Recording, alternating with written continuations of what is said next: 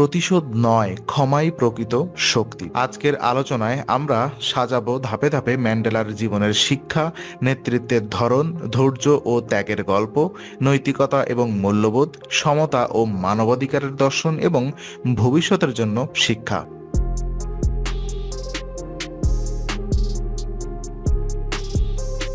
নমস্কার সবাইকে। আজ আমরা এমন একজন মানুষকে নিয়ে আলোচনা করতে যাচ্ছি যার নাম শুনলেই আমাদের চোখে ভেসে ওঠে সংগ্রামের ইতিহাস, মানবতার জয় এবং সাহসের প্রতীক। তিনি হলেন নেলসন ম্যান্ডেলা। কিন্তু প্রশ্ন হচ্ছে, আজ 2025 সালে দাঁড়িয়ে আমরা কেন ম্যান্ডেলার কথা বলবো? তিনি তো মূলত দক্ষিণ আফ্রিকার নেতা ছিলেন। তাহলে তার শিক্ষা কেন পৃথিবীর প্রতিটি মানুষ এবং ভবিষ্যৎ প্রজন্মের জন্য এতটা গুরুত্বপূর্ণ?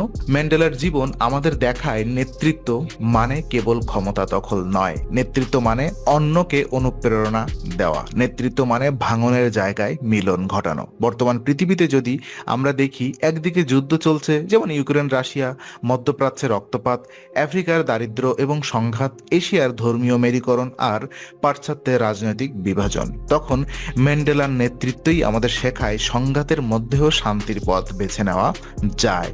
তার বিখ্যাত উক্তি মনে আছে নিশ্চয়ই, resentment is like drinking poison and then hoping it will kill your enemies. অর্থাৎ প্রতিশোধ নয়, ক্ষমাই প্রকৃত শক্তি। আজকের আলোচনায় আমরা সাজাবো ধাপে ধাপে ম্যান্ডেলার জীবনের শিক্ষা, নেতৃত্বের ধরন, ধৈর্য ও ত্যাগের গল্প, নৈতিকতা এবং মূল্যবোধ, সমতা ও মানবাধিকারের দর্শন এবং ভবিষ্যতের জন্য শিক্ষা। চলুন তাহলে শুরু করি ম্যান্ডেলার অসাধারণ যাত্রা। প্রথমত, ম্যান্ডেলার জীবন থেকে নেতৃত্বের পাঠ আমরা একটু পড়ব। তো বন্ধুগণ, নেলসন ম্যান্ডেলার জন্ম 1918 সালে দক্ষিণ আফ্রিকার ট্রান্সকেই অঞ্চলে একটি গ্রামে। ছোটবেলা থেকেই তিনি অন্যায়ের বিরুদ্ধে দাঁড়ানোর মানসিকতা গড়ে তুলেছিলেন। যখন তিনি আইন পড়তে শুরু করেন, তখন তার চোখের সামনে প্রকাশ পেল ভয়ঙ্কর অথবা ভয়াবহ বর্ণ বৈষম্যের চিত্র। শ্বেতাঙ্গদের জন্য আলাদা স্কুল, আলাদা হাসপাতাল, আলাদা পরিবহন, আর কৃষ্ণাঙ্গদের জন্য সবকিছু নিচু মানের। এমন অবিচারের বিরুদ্ধে প্রতিবাদ করাই ছিল তার জীবনের সূচনা। তিনি বলেছিলেন, a leader is like a shepherd. He stay behind the flock, letting the most nimble go out ahead and the outer flock, now realizing that all along they are being direction from behind. অর্থাৎ নেতৃত্ব মানে সামনে গিয়ে চিৎকার করা নয়, বরং পিছনে থেকে সবাইকে এগিয়ে দেওয়া। আমাদের দৈনন্দিন জীবনে এই শিক্ষা অত্যন্ত জরুরি। একজন শিক্ষক যদি ম্যান্ডেলার মতো নেতৃত্ব দেন, তবে তিনি ছাত্রদের শুধু জ্ঞান দেবেন না, বরং অনুপ্রেরণা দেবেন। একজন উদ্যোক্তা যদি ম্যান্ডেলার মতো কাজ করেন, তবে তিনি কেবল লাভ নয়, কর্মীদের উন্নতির চিন্তাও করবেন এবং সেটা নিশ্চিত করে ছাড়বেন। একজন রাজনৈতিক নেতা যদি তার শিক্ষা গ্রহণ করেন, তবে প্রতিপক্ষকে ধ্বংস না করে সহযোগিতার পথ বেছে নেবেন। ম্যান্ডেলার জীবনের সবচেয়ে বড় পাঠ হলো লক্ষ্য স্থির রাখা, কিন্তু পরিস্থিতি অনুযায়ী কৌশল বদলানো। তিনি শান্তিপূর্ণ আন্দোলন করেছেন, আবার প্রয়োজনে সশস্ত্র সংগ্রামও করেছেন। তবে মূল লক্ষ্য ছিল সবসময় একটাই, দক্ষিণ আফ্রিকার স্বাধীনতা এবং সমতা। সংঘাত থেকে সমঝোতা, প্রতিশোধ নয়, পুনর্মিলনের দর্শন। তো এখন আসি ম্যান্ডেলার জীবনের সবচেয়ে অনন্য অধ্যায়। 27 বছর জেলে থাকার পর যখন তিনি মুক্তি পেলেন, সবাই ভেবেছিলেন তিনি প্রতিশোধ নেবেন, কিন্তু তিনি অবাক করে বললেন, as I walk out to the door towards the gate that would lead to my freedom, I knew if I didn't leave my bitterness and hatred behind, I did still be in prison. ভাবুন তো, 27 বছর কারাগারে কাটানোর একজন মানুষ প্রতিশোধ না নিয়ে ক্ষমার পথ বেছে নিলেন। তিনি দক্ষিণ আফ্রিকার প্রেসিডেন্ট হয়ে শ্বেতাঙ্গদের বিরুদ্ধে প্রতিশোধ নেননি, বরং একটি সত্য ও পুনর্মিলন কমিশন গঠন করলেন। অপরাধীরা ক্ষমা চাইলে তাদের ক্ষমা করা হলো, উভয় পক্ষকে আলোচনায় বসানো হলো। এই শিক্ষাই আমাদের জন্য আজ সবচেয়ে বড় প্রয়োজন।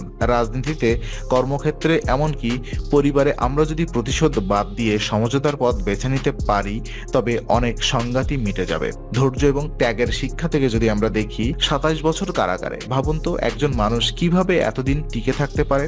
প্রতিদিন একই দেয়াল, একই কষ্টকর কাজ, স্বাধীনতার কোনো আশা নেই। তবুও ম্যান্ডেলা ভেঙে পড়েননি। তিনি কারাগারকে শিক্ষা এবং অনুপ্রেরণার জায়গায় পরিণত করেছিলেন।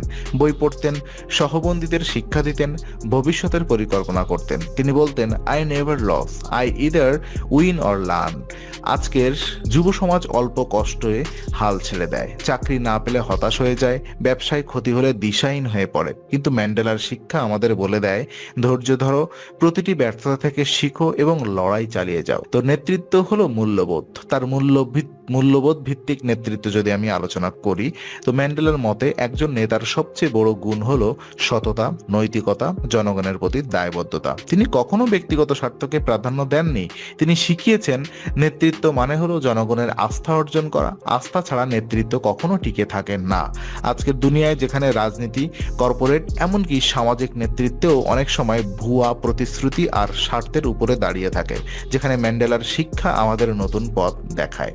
সমতা এবং মানবাধিকার দর্শন যদি আমরা দেখি, তো ম্যান্ডেলা বিশ্বাস করতেন জাতি, ধর্ম, লিঙ্গ কোনো কিছুর ভিত্তিতে বৈষম্য চলবে না। তিনি বলেছিলেন, education is the most powerful weapon which you can use to change the world. তার দর্শন আজও আমাদের মনে করিয়ে দেয় সমতা ছাড়া উন্নয়ন সম্ভব নয়। বৈষম্য থাকলে সমাজ কখনো শান্তিপূর্ণ হতে পারে না। আজকের বাংলাদেশ, ভারত কিংবা আফ্রিকা সব জায়গাতেই যদি ম্যান্ডেলার শিক্ষা অনুসরণ করা হয়, তবে দারিদ্র কমবে, বৈষম্য দূর হবে এবং প্রকৃত উন্নয়ন সম্ভব। তো ভবিষ্যতের নেতৃত্বের জন্য কিছু শিক্ষা তিনি আমাদের দিয়েছেন। আজকের এবং আগামী দিনের নেতাদের কাছে ম্যান্ডেলার বার্তা স্পষ্ট: জনগণের কথা শোনো, প্রতিশোধ নয় পুনর্মিলনের পথ বেছে নাও, সততা বজায় রাখো, মানবিক মূল্যবোধ ধরে রাখো।